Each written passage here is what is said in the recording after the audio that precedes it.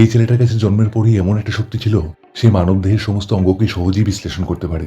ডাক্তাররা তার এই অ্যানালাইসিস দেখে একেবারে হতবাক, কিন্তু মানুষ তাকে পাগল ভাবত।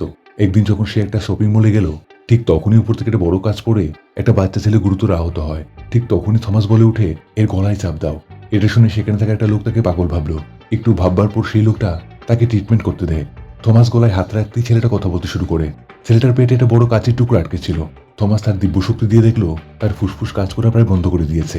সে ঝটপট একটা অ্যালকোহলের বোতলে একটা পাইপ ঢুকিয়ে তার শরীরে ফিট করে দেয়। ছেলেটা আবার ঠিকভাবে শ্বাস নিচ্ছিল। সেখানে থাকা লোকজন একটা ভিডিও করছিল। ছেলেটার মা খুশিতে কান্না করছিল। তাকে তৎক্ষণাৎ একটা হসপিটালে নেওয়া হয়। হসপিটালে নেওয়ার সময় সে নার্সকে বলল, তুমি এটা এভাবে করো। নার্স রেখে তাকে বলল, কে তুমি? তাকে সিকিউরিটি গার্ড ধাক্কা দিয়ে বাইরে বের করে দেয়। থমাস কেবল বাচ্চাটার কথা ভাবছিল। এমন সময় সমস্ত মিডিয়া সেখানে পৌঁছে গেছিল। ডাক্তাররা যখন অ্যালকোহলের বোতলটা দেখলো, তারা অবাক হয়ে গেল। এটা কি করে সম্ভব? থমাস জোর করে অপারেশন চেম্বারে পৌঁছে যায় বাচ্চাটাকে বাঁচাবার জন্য, কিন্তু হসপিটালের স্টাফ তাকে জোর করে বাইরে বের করে দেয়।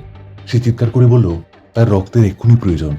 থমাস যেটা বলছিল, আল্ট্রাসাউন্ড ছাড়া সেটা বলা অসম্ভব। ডাক্তার সার্জারি রুম ছেড়ে দ্রুত তাকে ডাকতে গেল। ডাক্তার বলল, তুমি শুধু দেখেই কি করে বললে তার রক্ত লাগবে?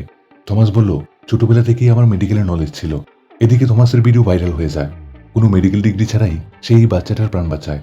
পরের দিন হসপিটালের মালিক তাকে হসপিটালে কাজ করার জন্য ডেকে আনেন।